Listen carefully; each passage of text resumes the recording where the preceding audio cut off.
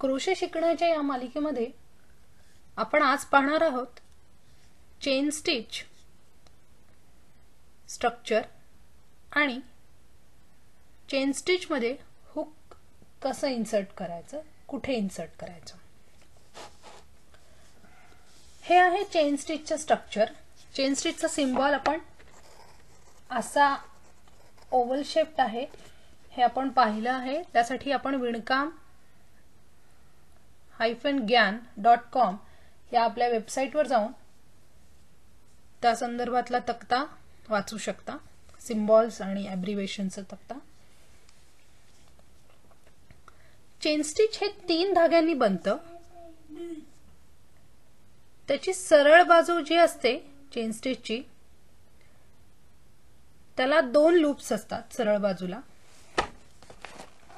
एक front loop आणि back loop, म्हणजे पुढचा धागा आणि मागचा धागा। तर हे आपलं चेन स्टिच आहे।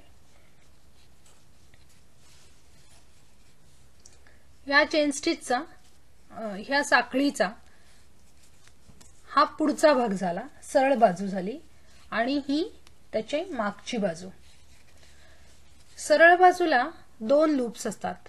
आपण या एका धाग्याला लूप म्हणत आहोत, बरोबर। प्रत्येक 3 धाग्यापैकी एका धाग्याला आपण लूप म्हणत आहोत।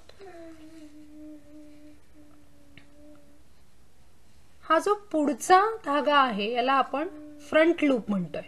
पुढचा धागा आहे त्याला फ्रंट लूप म्हणतोय, मागच्या धाग्याला आपण बॅक लूप म्हणतोय।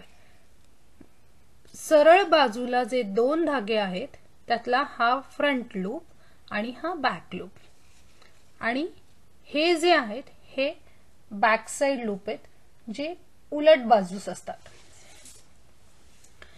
तर हुक इन्सर्ट करताना आपण फक्त फ्रंट लूप्स मधनं, फक्त बॅक लूप्स मधनं किंवा फ्रंट आणि बॅक लूप्स मधून, दोन्ही मधून असं इन्सर्ट करू शकतो, किंवा बॅक लूप्स आणि बॅक साइड लूप्स यामध्ये इन्सर्ट करू शकतो।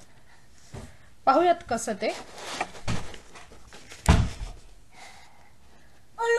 इथे आपण नुसतं हे बॅक साइडला, फक्त बॅक साइड लूपला आपण इन्सर्ट करून घेत आहोत।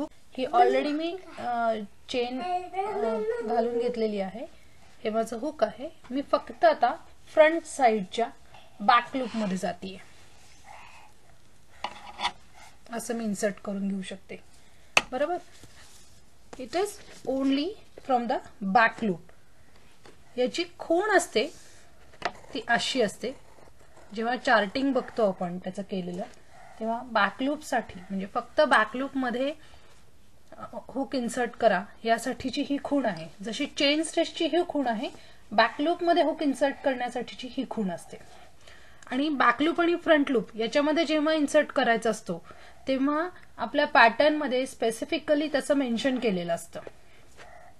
आता नुसतं फ्रंट लूप मध्ये जेव्हा इन्सर्ट करायचा असतो तेव्हा आपली खूण असते ही अशी।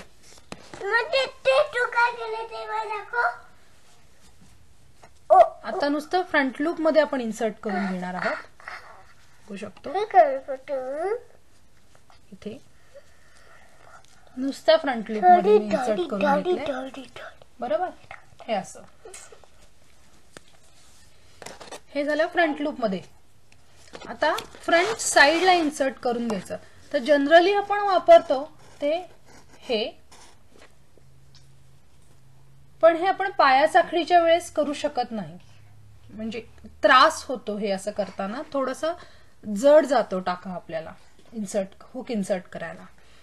मग पाया साखळीच्या वेळेस फाउंडेशन चेन जी असते, जी सुरुवातीची चेन आपण घालतो आणि तिथून पुढे आपल्या क्रोशाचं काम चालू करतो, तेव्हा आपण बॅक लूप आणि बॅक साइड लूप याच्यामधनं इन्सर्ट करून घेणार आहोत। ही माझी झाली पाया साखळी। तर मी आता इन्सर्ट करताना याच्यामध्ये इन्सर्ट करणार आहे, बॅक लूप आणि बॅक साइड लूप याच्यामधून। जेव्हा माझ्या सुईवर हे 2 लूप्स दिसतात मला, आणि मी यान ओव्हर करून घेतेय आणि यातून काढून घेते।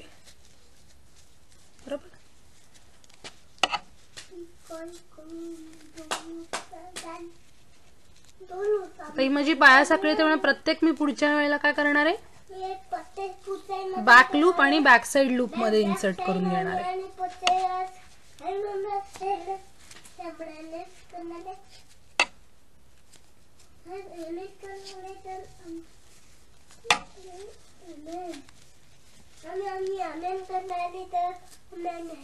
हे जे मी केलेलं काम आहे हे मी टर्न करून घेते.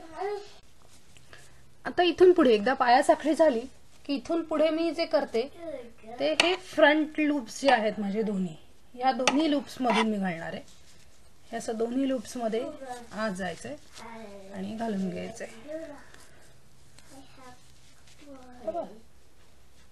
हे अशा प्रकारे करायचं दोन्ही लूप्स मध्ये. म्हणजे या चारही प्रकारे आपण हुक इन्सर्ट करू शकतो.